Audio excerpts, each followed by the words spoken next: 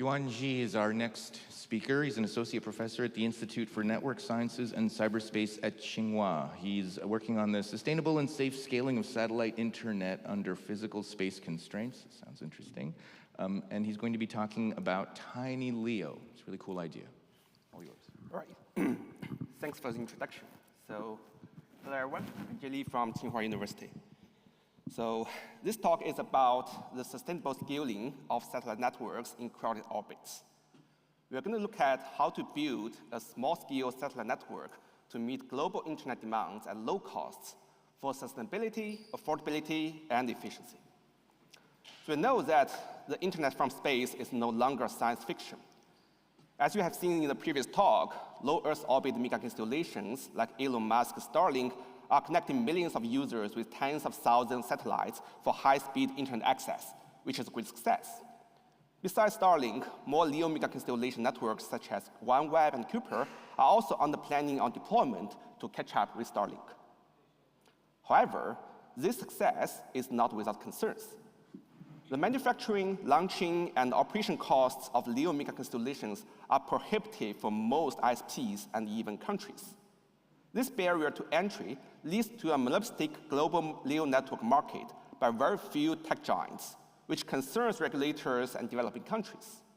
More importantly, numerous satellites and LEO mega-constellations congest Earth orbits to threaten the sustainable use of space for all humanity. Overall, we are creating a future problem to solve a current one. So the question is, do we really need tens of thousands of LEO satellites to meet global huge internet demands? Well, our answer is no. In this talk, we will explore alternatives to LEO mega-constellation networks to address these concerns. Our goal is to shrink the LEO network scale for fewer satellites, like this.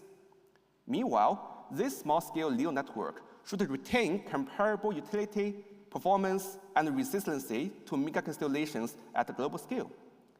This can lower the barriers of small ISPs and countries to owning their LEO networks, democratize this global market with more players, and relieve orbital congestion for sustainability. So why is this possible? Our key observation is that most satellites in LEO mega-constellations are underutilized. For ease of networking and management, most LEO mega-constellations distribute the satellites almost uniformly in space, leading to a homogeneous global network supply. However, the global network demand is highly skewed. Over 70% of users are concentrated in just 5% of the land area, while oceans covering 70% of the Earth have very few users. This creates a massive physical mismatch. You have thousands of satellites spending most of the time over empty oceans, which is wasteful, right? So if we could cut these underutilized satellites, we will be able to greatly shrink the LEO network size without significant performance loss. Can we? Well, it's non-trivial. To cut redundant satellites, we should rearrange the layouts of LEO network satellites to match the uneven demands, which calls for a non-uniform LEO network. This is difficult for two reasons. Number one, this supply-demand matching is hard to keep. LEO satellites are not geostationary. At a speed of over 7 kilometers per second, every LEO network quickly passes different areas for transient coverage. This fast mobility makes it hard for LEO constellations to maintain their persistent match with uneven demands. Second, this LEO network can be complex and hard to use. A non-uniform LEO network should unevenly place satellites across latitudes, longitudes, and time to match uneven demands, which causes complex motions among heterogeneous satellites. This will intensify satellite link switches, topology updates, and routing path changes, all of which can be threats to the LEO network availability, efficiency, resiliency, and usability. To solve this, we propose Tiny Leo, a software-defined solution for usable sparse LEO networking. Tiny Leo explores two opportunities to address both challenges. First, to enable stable and efficient supply-demand matching, Tiny Leo combines diverse yet sparse orbits to cut the satellite waste through compressed sensing, which is similar to video compression. Then, to make this sparse LEO network usable, TinyLEO refines its control plane and data plane functions based on stable geographic paradigms. Let's look at how they work. The first step for TinyLEO is to synthesize a LEO network layout to meet the global network access demands with a minimum number of satellites. To do so, it explores the diversity of low Earth orbits. To understand it, let's look at how different orbital parameters impact satellites' coverage across latitudes, longitudes, and time. For each orbit, its inclination angle determines the maximum latitude it can cover. Its longitude of the ascending node bounds the orbit's horizontal coverage. And its orbital period controls how frequently a satellite revisits a geographic area. Although each individual low Earth orbit cannot perfectly match its homogeneous satellites with uneven global demands, a combination of heterogeneous LEOs with different orbital parameters can complement each other for near optimal matching. In fact, Starlink has partially explored this feature. It deploys multiple orbital shells with different inclination angles to optimize its coverage in different latitudes. However, it has not explored other orbital parameters to match the longitudinal and temporal uneven demands, which causes significant satellite wastes. That's again where TinyLEO can save more satellites. However, this is not enough. Although different orbital parameters can be used to match uneven demands, this matching can be unstable because of fast satellite mobility and Earth rotations. How to stabilize it? TinyLEO makes a case to solve this issue using Earth repeat ground tracks. So intuitively, the LEO satellite on an Earth repeat orbit always periodically revisits the same geographic area despite its mobility and Earth rotation. This can form a semi-stable basis of matching this area's demands. To achieve this, its orbital period should satisfy this equation, where TE is Earth's rotation period, TS is the satellite's orbital period, and M and N can be any positive numbers. Earth's repeat ground tracks are abundant and diverse. They can be easily generated on demand by changing M and N and diverse orbital parameters. So we can form an over-complete set of stable LEO network supplies with diverse geographic coverages and satellite densities. So now, we can combine these diverse, stable supplies to specify the LEO network on demand. How to do it? In fact, we can convert it into a sparse signal recovery problem, like video compression. Think of the global demand map as a complex video evolving over time. Instead of using a dense grid of pixels, we use a large library of sparse textures. In our case, these textures are Earth repeat ground tracks, stable, predictable satellite paths, right? So then we borrow techniques from compressed sensing to combine these textures. Each time, we iteratively search the ground track that can cover most demands and derive the number of satellites needed to meet these demands. Then, we update the residual demand by removing this ground track certification and continue searching for the next ground track. It's like video compression for satellite orbits. We cut redundancy over both space and time to create such a more compact representation. So in this process, our algorithm has considered various practical issues, such as how to incrementally expand the LEO network to meet changing demands, how to maintain this supply-demand matching under orbital decays and random failures. So for more details, please read our paper. Now, let's look at how to make this sparse, non-uniform LEO network usable. The challenge comes from the inter-satellite routing. As you can see, now satellites stay in heterogeneous orbits, moving at different states and in different directions. So for any two satellites, their crosslinks can be transient and dynamic. And now we have hundreds to thousands of such satellites. This clearly will lead to far more frequent changes in crosslinks and routing paths compared to a uniform constellation like Starlink, right? So how to handle this? If we still think about these issues from a logical networking perspective, this would be a disaster. At the control plane, suppose we expose all these low-level LEO dynamics, logical topology, and hop-by-hop satellite routing to the upper layer for scheduling. Then, this fine-grained control becomes overwhelming and triggers a signal storm to satellites for frequent route reconfiguration. At data plane, this dramatic route and topology changes can cause data loss, routing loop, and detours, making it hard to meet high-level networking demands. Instead, our idea is to stabilize high-level network intents, which are demands by geography, and decouple them from their low-level dramatic informants, which are supplies. In practice, network operators don't really care about individual satellites. They care about connecting geographic regions, or in other words, they care more about what network policy to adopt rather than which satellites to enforce it. No matter how satellites move and interconnect, the geographic location of the users remains stable most of the time. Moreover, with tiny LEO supply-demand matching, the minimum number of available satellites over each geographic cell is also stable. So the operator can define a simple static topology over geographic cells, like I need two links between North America and Europe. This geographic topological intent is stable and independent of LEO dynamics. Then, how to enforce this intent? Tiny LEO adopts an orbital model predictor controller as a shame layer between the geographic intent and the data plane. Its purpose is to hide the complexities of LEO dynamics from geographic intents. What it does is to predict the satellite motions and compile this high-level geographic topology intent into an equivalent satellite topology over time.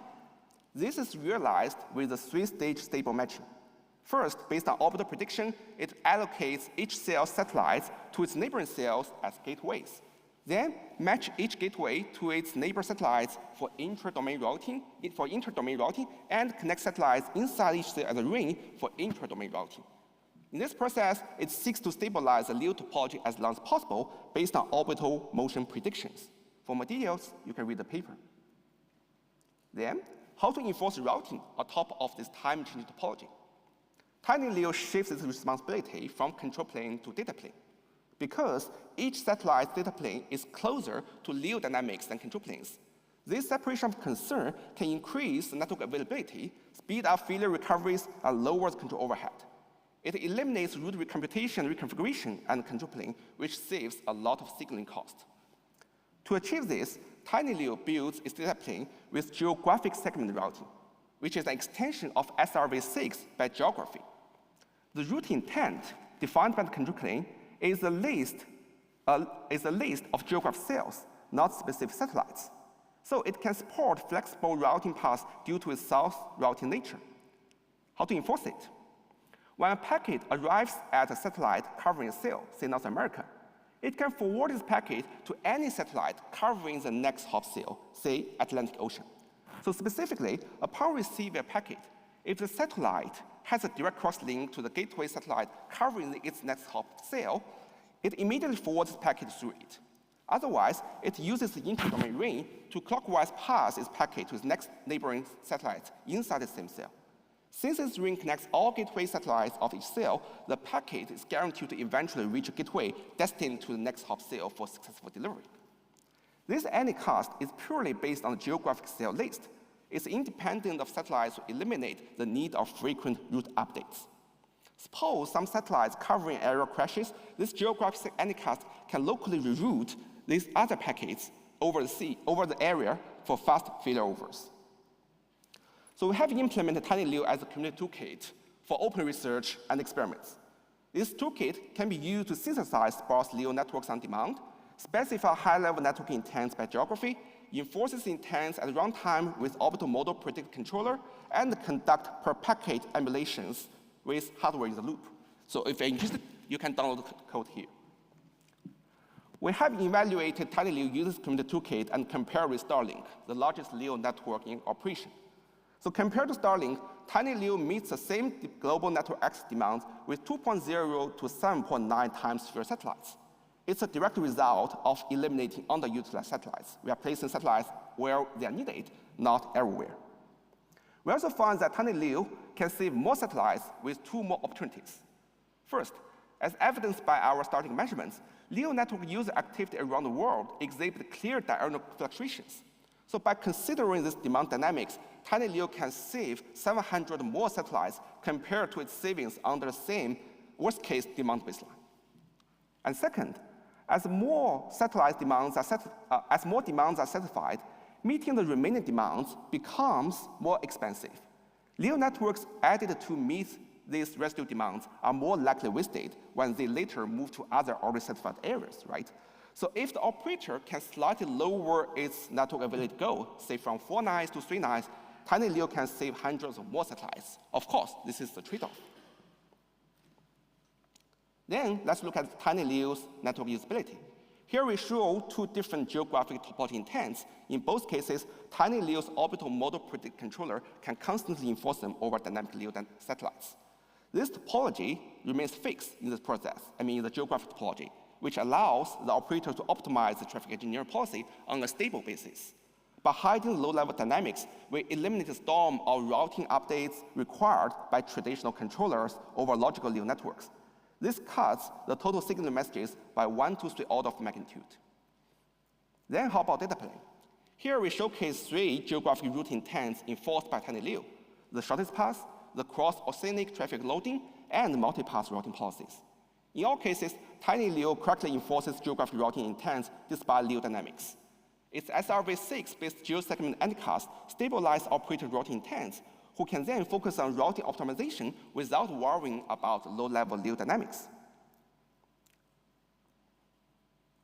But what about performance? Does a smaller LEO network mean longer latency?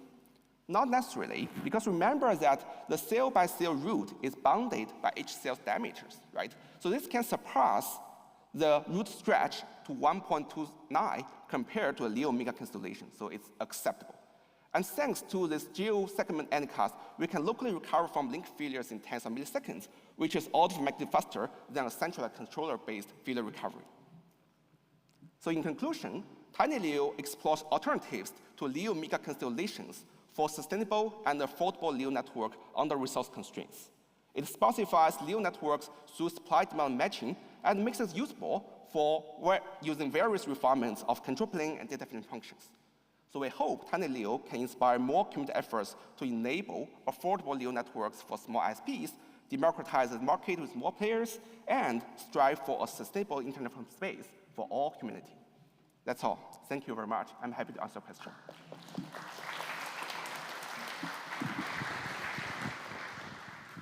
Questions? Down here? Yep. Please remember to introduce yourself. Harry Liu from Uber. Great talk, thanks. We all know that the orbit of the satellite has limitation, right? And so your approach, is there any kind of intent that is hard to achieve? Oh, actually, our solution is trying to simplify deployment of this solution over these crowded orbits. Because, except for Starlink, today, almost no operator can deploy a LEO mega constellation due to the shortage of the orbits. That's exactly why we are trying to save the number of satellites and distribute them into heterogeneous orbits to build a small network with comparable performance. That's exactly our design goal.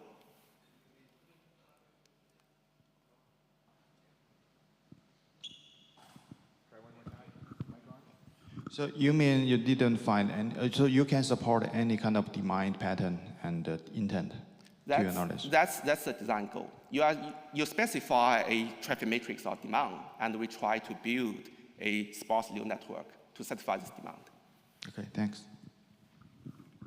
One more question over here. Hi, Steve Willis. I'm curious from a dollar point of view, if you assume it costs to launch a Starlink satellite equivalent with a satellite here, you talked about a 6-to-1 reduction in satellite usage. What does that translate into absolute dollars? That's a very good question. So this transformation wouldn't be linear. I mean that intuitively, the more satellites you save, the more dollars you will save. But usually today we launch satellites in batch, right? For each rocket, we can launch, let's say, 60 to 100 satellites. So that basically means that unless you can save more satellites, the cost reduction wouldn't be significant. So that's why we say that, okay, if you can save, let's say, 50% satellites or even 70% satellites, I think that would be a significant reduction. In terms of the detailed numbers, I think it would really depend on the cost of building a satellite, and it would, depends between different satellite operators. That would change. Thank you. One last comment, and then we'll thank the speaker, which is, given the intent-based approach you're taking, which I think is very interesting, if there are any Scion people in the room, you might want to talk to them, because I'm wondering what it would mean to represent the intents as different isolation domains. Maybe it helps advance. Thank you. Please thank the speaker. Thank you.